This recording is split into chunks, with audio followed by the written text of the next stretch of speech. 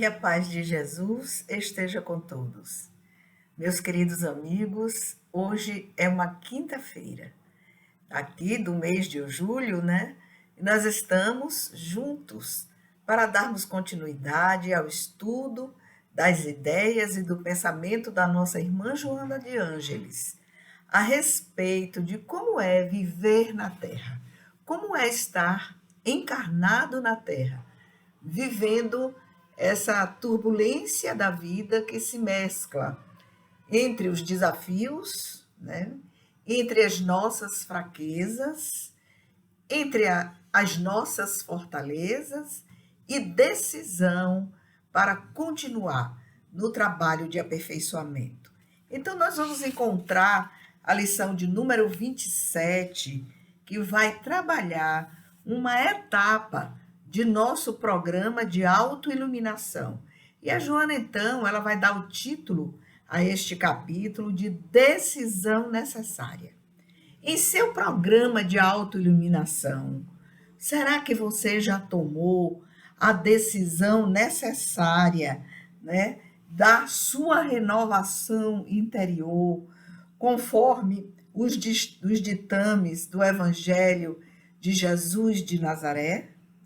Ou você ainda vive na dualidade? Diríamos assim, entre pecadilhos, né? Ou entre uma conduta que é uma conduta que, em comparação com os ensinamentos de Jesus, você vai encontrar um descompasso entre como você escolhe, pela sua vontade de poder, não é? Viver experiências que Jesus não aprovaria, digamos assim, e essas experiências que às vezes a gente chama de pequenos pecadilhos, né?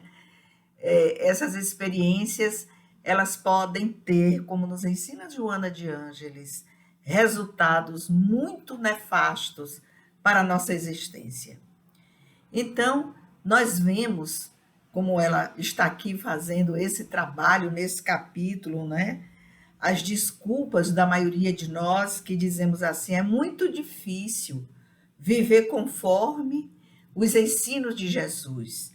É muito difícil aplicar em minha existência, né? Eu vou personalizar aqui para não generalizar, porque há um discurso das pessoas para dizer assim, em nossa vida aqui na Terra, e generaliza, né? É muito difícil aplicar os ensinamentos de Jesus. Então, a gente consegue já aplicar, e no tocante a faltas morais mais graves, mas há faltas menores que, por uma necessidade criada de Joana, através de hábitos repetidos, de reencarnação em reencarnação, a gente continua sentindo prazer momentâneo, alegria momentânea que se esvanece logo depois, ainda com determinadas situações escolhidas por nós. A Joana nos chama a atenção como isso é grave, né? Ela diz o seguinte, que no capítulo da caridade, no capítulo da abnegação, da solidariedade, da tolerância, nós temos ainda muitas falhas a serem corrigidas. E vai nos ensinar que quando nós estabelecemos um programa de autoiluminação, né, este programa, ele precisa ter um planejamento. Ela diz que nós precisamos ou poderemos repetir 1000 vezes o mesmo ponto de planejamento. Por exemplo, não é? Nós percebemos que somos uma pessoa impaciente dentro de casa, que não toleramos determinadas falas, determinado comportamento, determinada até forma de arrumar a casa, de arrumar uma mesa, de dispor a louça, porque essas implicações, cada um é quem sabe dentro de casa, as exigências às quais tem que submeter, ou então as exigências que nós mesmos realizamos para com os outros, para com as determinações do nosso lar, e que quer recebamos essas exigências de outros membros da família, Caso sejamos nós, não é, aquele ator que vai exigir, né, tantas minúcias dentro de casa para não ficar aborrecido, a gente termina se sujeitando, mas não toleramos. A gente pode não tolerar e não demonstrar. Então, a Joana vai falar dessa dualidade que nós vivemos na intimidade do nosso lar, ou então em relação, né, a nosso trabalho, ou nos dois lugares, trabalho e lar, ou nos três lugares, socialmente falando, trabalho ou lar. E aí terminamos por usar uma máscara de bondade, de gentileza, que na verdade não é a pessoa real que eu sou. O Adler, que era seguidor de Freud, mas depois ele abandona Freud, porque ele entendia que a questão da libido, da teoria da sexualidade de Freud, enrijecia outras questões, né, que deveriam ser considerados outros aspectos. Ele entendia que a vontade de poder era maior do que a questão da sexualidade. E por isso ele rompe, né, com Freud. Rompe também o Jung com Freud, né, nessas questões psicológicas, porque é importante a gente entender as questões psicológicas de uma forma, nós não vamos pretender, né, que todos que nos ouvem, que estão conosco, que vão trilhar esse caminho de estudar esse aspecto psicológico do ser humano, né, dentro das vertentes que estão aí, né, freudianos, pós-freudianos, junguianos, ou os mais modernos, ou algumas noções ultramodernas, né, que permeiam essa leitura de sociedade nesse instante que nós estamos vivendo, com todas as consequências, por exemplo, do isolamento, né, que nós passamos com a Covid-19 e outras questões políticas que se rolam pelo mundo e que vão afetando milhões de pessoas. Não, vamos colocar esse título Decisão Necessária num patamar de entendimento de uma construção psicológica que a Joana nos traz, e ela pinça muito levemente, quando ela traz o exemplo de Dr. Jekyll e o Mr. Hyde, né, que é aquela história que eu acho que a maioria de vocês conhecem, trazido pelo Stevenson, que foi o escritor que apresentou esses personagens para o mundo, e seu livro ficou famoso porque psicologicamente representa a nossa dualidade, né? Aquela personalidade que nós apresentamos para a sociedade, e essa sociedade ela pode ser o nosso lar, o nosso trabalho, ou a própria sociedade, enfim, e também aquele lado oculto daquele que eu sou realmente. Então, a gente tem falado aqui sempre a personalidade número 1, a personalidade número 2. A Joana vai dizer que aqui existe um perigo muito grande quando você vai tomar essa decisão necessária para o seu programa de autoiluminação. Porque é possível, quando ela traz o exemplo do Mr. Hyde, do Dr. Jekyll, que a personalidade número 2, ela engula a personalidade número 1 e chegue um momento em que a personalidade número 1, ou seja, a consciência, que tem o eu como centro, não mais se reconheça. Ele começa a ver que a personalidade número 2, começa a perceber, é muito pior do que ele imaginava. Porque veja quando ela traz o exemplo desses dois personagens, né? O Dr. Jack, muito educado, muito admirado, uma gentileza personificada, uma capacidade intelectual incrível e reconhecida. Mas todas as vezes que ele toma uma porção de droga, por momentos de intolerância, né, no desenvolver do trabalho dele, aí um outro personagem se apresenta, porque é devagar, a Joana explica que essa personalidade número 2, ela vai tomando conta da personalidade número 1, né? Que é aquela que a gente diz, eu sou capaz de botar a mão no fogo por fulano, Não, Cicrano é impossível de dizer um palavrão, é impossível, é o rei da paciência, é o rei da tolerância. É como você faz a leitura da pessoa, por aquilo que a pessoa desenha, né, para se apresentar para o outro. Entretanto, nós desconhecemos a realidade daquela criatura, que é o que ela pensa, né, a respeito das situações. Como é que ela está reagindo? Poderá reagir diante de uma situação com uma aparente tolerância, mas aquela aparente tolerância, ela está sendo dominada por uma vontade de poder que extrapola, vamos dizer assim, o arcabouço do ego está por trás. Então, a gente está falando, na verdade, aqui do nível de consciência, onde o ego é o centro, e o nível inconsciente, onde estão e pululam energias psíquicas que trabalham nesse nível psicológico e onde nós, muitas vezes, vamos nos esconder para não demonstrar para a sociedade, seja em qualquer nível que nós já falamos aqui, né, aquele que realmente eu sou. Diferentemente, a Joana diz, sobre a questão da criação do hábito, em que nós reconhecemos as nossas falhas. Não, eu não sou uma pessoa paciente. Porque quando ocorrem essas situações, eu tenho vontade de xingar, eu tenho vontade de esganar, eu tenho vontade de fugir, eu tenho vontade de sumir. Esse é você real em sua personalidade.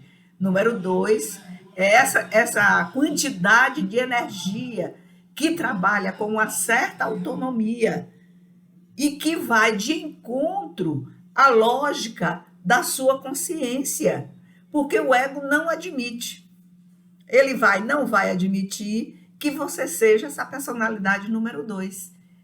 Ele luta para ser, na realidade, na existência, a personalidade número 1, que é aquela que ele reconhece, né, como a que vai fazer sucesso, ou que faz sucesso, dentre os valores morais adquiridos, dentre as necessidades de destaque e reconhecimento para as conquistas psicológicas. Vocês estão entendendo? Como a Joana vai trazer aspectos tão profundos que a gente precisava, assim, de um tempo maior, né, até para conversar um pouquinho mais sobre essas questões tão complexas, tão profundas, que a mim, particularmente, ela vai me encantar extremamente. E a gente precisa reconhecer uma coisa: não é que essa personalidade número 2 ela esteja desconectada da realidade. Ela está também dentro de uma realidade, porém oculta. Porque existe nessa realidade um potencial oculto, né, que é do lado escuro, digamos assim, da natureza humana. Então, há de se parar aqui e perguntar qual é o lado escuro de sua natureza, da minha natureza, que eu já reconheço. Eu preciso reconhecer em mim, porque eu posso e tenho condições de reconhecer nos outros. Se eu sou testemunha ocular ou não, pode ser uma testemunha auditiva, né, de um relato de alguém que assassinou outro com requintes de crueldade. Não precisava. Um tiro só matava o sujeito. Não, mas ele resolve dar 10 tiros, ele resolve esquartejar. Você está vendo que há dentro da pessoa um potencial de energia destrutiva tamanha que extrapola o admissível e vai deixar exposto para a sociedade uma figura humana, né, que ela é altamente reprimível sob o ponto de vista dos paradigmas morais, ao menos daqueles ensinados por Jesus. E a gente fica estarrecido. Oh, que coisa! Por que ele fez isso? Parecia uma pessoa tão boa. Mas quando nós fazemos esse julgamento, estamos esquecidos de que todos nós somos portadores, né, dessas energias que são destruidoras, que é como diz a Joana, as pessoas reencarnacionistas, para não dizer os espíritas, né, gostam de dizer assim, mas são tantas reencarnações trilhando pelos caminhos das imperfeições morais que não dá agora, né, de repente, para consertar isso tudo. A gente vai terminar acertando e errando. Mas neste capítulo ela vai dizer: esse é o momento de você tomar a sua decisão necessária. Porque senão a gente vai ficar repetindo erros de dezenas, centenas, milhares de reencarnações. Porque colocamos esses erros num patamar menor de agressividade e nos deleitamos com eles, aceitamos todos eles, porque precisamos ter aqueles instantes de fuga para uma felicidade ligeira, momentânea, como diz a Joana, que nos acarreta, né, enorme dificuldade. O Jung, já que a nossa irmã Joana de Ângeles, ela trabalha com as ideias do Carl Gustav Jung, ele vai dizer assim: você, o ser humano, ou você, não vai se tornar uma pessoa iluminada ao imaginar figuras de luz, mas ao conscientizar-se da escuridão que existe em você, que existe em mim. Olha que sacada do Jung. Não adianta imaginar figuras iluminadas, né? Ou o ser humano não se torna iluminado ao imaginar essas figuras de luz, né? Coroinha na cabeça, uma postura santificante ou santificada. Não adianta, na qual você muda a voz, muda a forma de falar, de andar e se vestir, para que os outros tenham uma leitura daquilo que o ego quer. Isso é orgulho. Já nos ensinou a nossa Joana. O Jung dizer, não, você precisa se conscientizar da sua escuridão. Olhe o planejamento que ela coloca em nosso programa de autoiluminação. Você vai ter que planejar, eu vou ter que planejar a partir da minha consciência, da minha escuridão. Então, como é que eu vejo isso? A partir da observação do meu comportamento interior, das minhas atitudes, daquele que realmente eu já tenho condições de acessar. Porque quando eu digo isso, eu estou falando com um complexo muito grande, né, que o Jung determinou de sombra. Esse lado escuro nosso, esse lado escuro, oculto, que nós precisamos estar alerta para ele. Então, a gente não vai procurar os erros na sombra dos outros. Eu preciso parar em meu programa de autoiluminação para buscar em mim, diante do fato. O fato aconteceu, olha como eu me comportei, né? Eu pareci uma pessoa compreensiva. Eu pareci alguém que compreendeu. Eu parecia alguém tolerante, mas, na verdade, a forma como eu me comportei interiormente, esta é a minha realidade. Este é o meu lado escuro. E a Joana vai dizer, é preciso no programa de iluminação que você planeje. Você vai trabalhar a paciência ou vai trabalhar a tolerância? Comece hoje. Então, você já vai encontrar, a partir de agora, né, hoje à noite, aqui da Casa de Guará, vocês que estão me escutando, a gente já vai encontrar várias situações em nosso lar, ou numa reunião social que a gente esteja, não é? Ou em nosso trabalho, em que nós vamos precisar de paciência e tolerância. E aí, a situação é o teste, a Joana nos diz. Você está em teste. Pegue seu caderninho e anote como você reagiu. Você riu, você abraçou a pessoa, você se mostrou tolerante. Mas, na realidade, qual foi o seu lado escuro que se mostrou para você? Que ele é oculto, ele é oculto. Só uma pessoa conhece seu lado escuro, você mesma. E vou dizer mais para vocês. Não só a gente conhece o nosso lado escuro, como uma multidão de espíritos desencarnados. Aqueles que são os benfeitores espirituais, que querem nos ajudar, que querem nos socorrer, nosso programa de autoiluminação, como milhares que estão aí observando os nossos deslizes morais, anotando todos eles e procurando situações que vão se realizar na vida prática para que a gente caia e entre na malha da energia psíquica deles, para então eles realizarem os objetivos aos quais se propuseram, né? Estejam ali por uma vingança do passado, e estejam ali como criaturas contratadas para lhe destruir, ou seja lá que situação for, ou então estejam como simpatizantes de um caso ou de outro e diga, vocês estão trabalhando aí, eu não estou fazendo nada, eu vou ajudar. Porque todos eles carregam dentro deles esse lado escuro. Carregamos nós que estamos aqui na encarnação, na realidade da existência, e carregamos nós também, depois do túmulo, conforme as nossas escolhas. Então, a gente precisa se conscientizar da escuridão que nós carregamos. Isso é algo assim importantíssimo, né, para que a gente vá acordando devagar. Krishnamurti traz um pensamento, a Joana não se refere a Krishnamurti, mas eu lembrei, no momento que eu estava preparando a lição, que ele traz um pensamento muito interessante. Ele diz assim, que o mal do nosso tempo, agora, né, século XXI, que a gente está vivendo, é a gente ter perdido a consciência do mal. Esse é o nosso mal.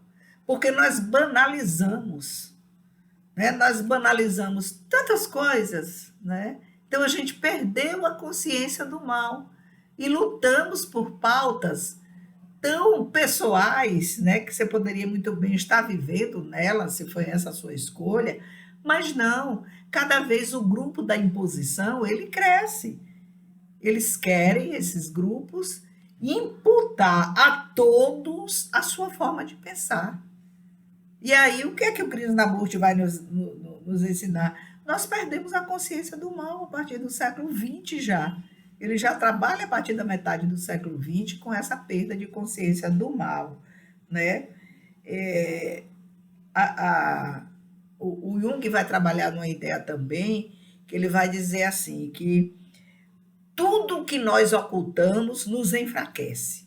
Essa maldade que a gente procura ocultar, e às vezes ocultar de nós mesmos, vai nos enfraquecendo, porque a gente trabalha, a psique, ela trabalha com energia, né? E essa energia que é trabalhada, ela termina se contaminando, né, digamos assim, com uma coloração muito inferior e termina nos fragilizando, né? Porque a gente mergulha em processos neuróticos que podem caminhar para uma autodestruição.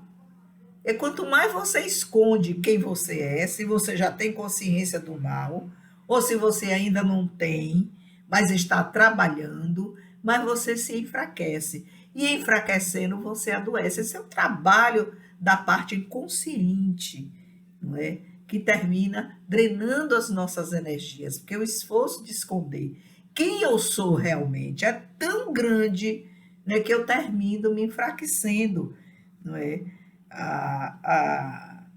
O Jung diz diz assim, aquilo que a gente não consegue aflorar a consciência, porque escondeu tanto, ocultou tanto do ego, aparece em nossas vidas como destino. Que coisa profunda. Quanto mais eu escondo de mim mesma, né? Mas isso vai aparecer em mim como destino. Quanto mais eu escondo a minha agressividade, quanto mais eu escondo a minha intolerância, mas eu vou esbarrar em um momento crucial de agressividade, e de intolerância que vão terminar por me destruir. O Jung fala, estamos falando de energia psíquica. E essa energia psíquica que foi jogada, reprimida lá para o inconsciente, ela tem um comando próprio, que muitas vezes, como nós não fazemos o trabalho do programa autoiluminativo, a gente termina mergulhando nessa energia que se torna destruidora e paramos assim, como eu fui capaz de matar? Como eu fui capaz de te xingar? Como eu fui capaz de fazer essa atrocidade com você? Olhe, você foi capaz porque essa capacidade você desenvolveu dentro de você. Você não trouxe para o nível consciente. Você não trouxe para o seu próprio ego, né, cego pelo orgulho, essa forma de ser, de se comportar, que é você. O texto de Joana é esse texto extremamente profundo. Há um livro que, se vocês quiserem se aprofundar nessa parte oculta do ser humano, eu trouxe até ele aqui para mostrar para vocês, ó, Ao Encontro da Sombra. É um livro que o grupo de estudo de Joana, do Grupo Espírita Casa de Guará, estudou, né, dividiu em 2018, 2019, 2020. Nós estudamos bastante esse livro e nós estamos aprendendo muitas coisas com ele. Claro que para exaurir o conteúdo desse livro, é um livro que foi organizado por Connie Zweig e Jeremias Abrams, né? Foi organizado, não é o Connie Zweig quem escreveu o livro. Então, a gente vai ter textos aqui de Jung, Robert Bly, Joseph Campbell, o grande mitólogo, né, que nós conhecemos e amamos, James Hillman, Marie-Louise von Franz, né, Larry Doss, Daniel Levinson.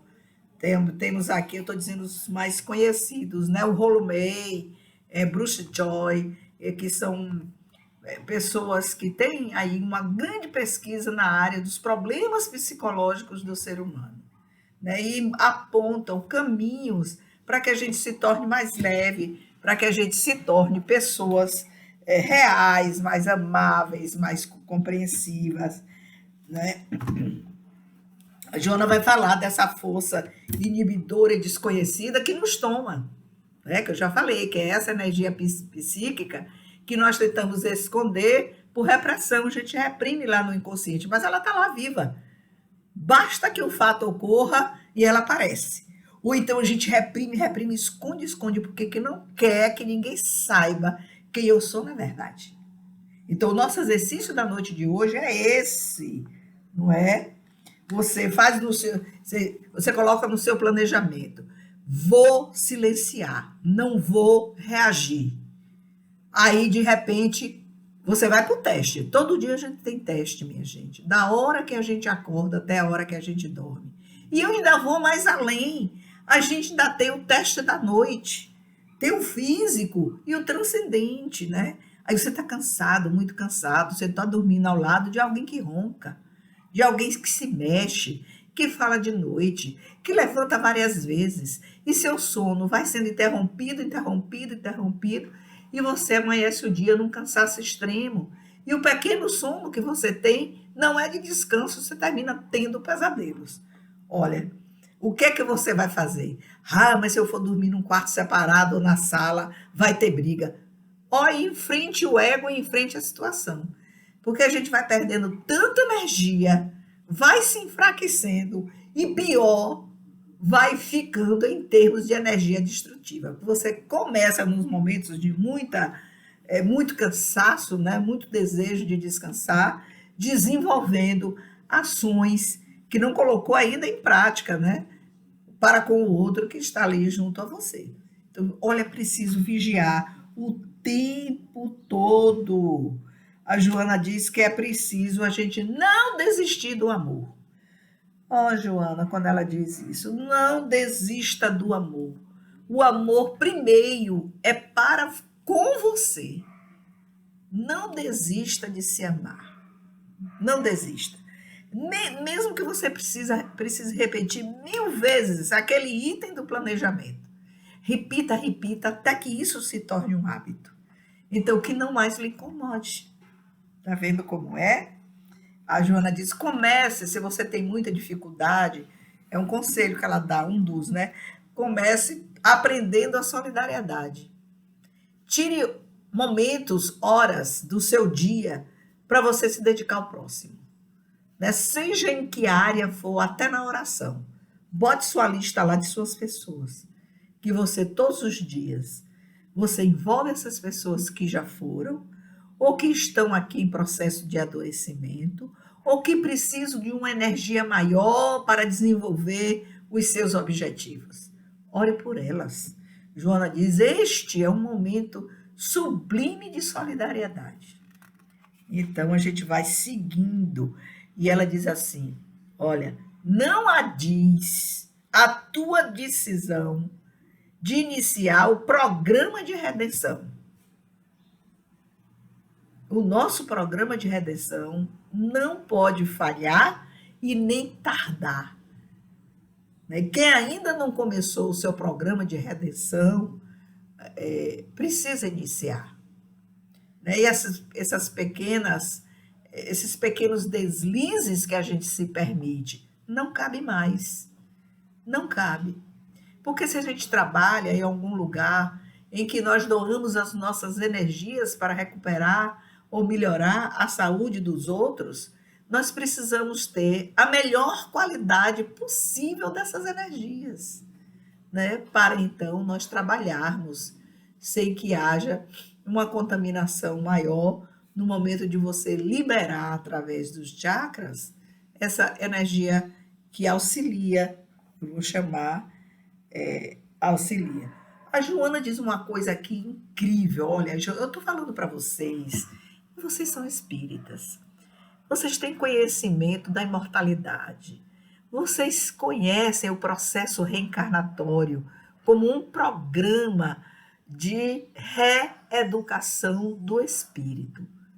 Vocês sabem disso. Mas a Joana, ela vai nos chamar a atenção para as milhares de pessoas que não conhecem esse aspecto da realidade da vida. Imagine aí como é. Observe sua família e dentro de casa. Quem conhece o programa reencarnatório, a função, o objetivo de nós termos renascido naquela família, o de que precisamos, o de que precisam nossos familiares de nós e o de que nós precisamos deles, porque é uma troca, sempre é uma troca.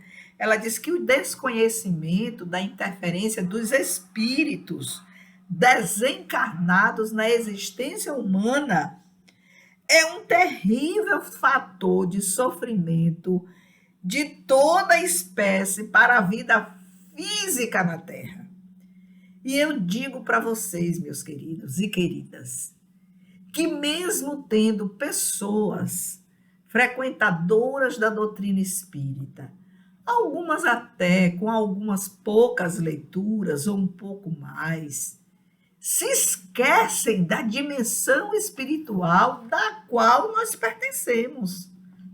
Se esquecem que nossos lares podem estar sendo a casa dos outros, que são atraídos por estas personalidades destrutivas número 2 e que vêm buscar alimento de energia para se manterem fortes. Muitas vezes nossos lares estão cheios de pessoas estrangeiras que nunca cruzaram conosco em existência nenhuma, mas elas vêm buscar alimento, elas vêm famintas e encontram em nossos processos mentais adoecidos combustível para elas permanecerem ali. É como um bichinho abandonado, um gatinho abandonado. Se encontra carinho e alimento, naquele lá ele quer se instalar. E ali fica, fazendo parte da nossa família. nunca cruzaram nossas histórias reencarnatórias. Vem por uma conveniência, a Joana chama a atenção disso. E as pessoas ainda esquecem da dimensão da imortalidade. E, ingenuamente, elas recorrem, como nos ensinou a Joana, a esses expedientes de pequenas felicidades, de pequenas fugas das questões morais que nós devemos eleger como norte para a nossa vida. E aí terminamos atraindo essa multidão para as nossas casas. Então, a Joana diz que é preciso que a gente tenha em mente o orai e vigiai, o vigiai e orai. Sempre. Nem mergulhar na oração sem vigiar, nem vigiar sem mergulhar na oração. E ter esta consciência de mortalidade, porque o seu programa, a sua decisão de autoiluminação terá, muitas vezes em seus lares, inimigos ferrenhos para você não deixar seus hábitos que te destroem, que nos destroem. Pois, afinal de contas, eles estão ali em nossos lares buscando alimento para se fortalecerem.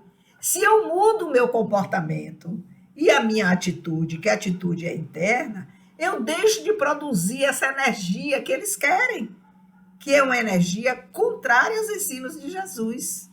Então, eles vão lutar, eles vão fazer tudo, eles vão criar todas as possibilidades para que a gente não dê cabo, nem inicie o programa de autoiluminação. Então, a gente vai ter duas gamas de inimigos. Eu própria, né, inimiga de mim mesma, e vou ter essa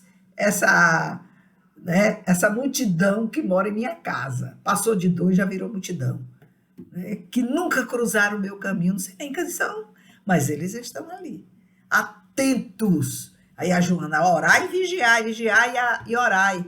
Observe que você pode ser aquele que não está permitindo que você planeje seu programa de autoiluminação, e pode ser que você seja induzido, né? Que você pode ser também que você seja fortalecido e não prosseguir seu programa.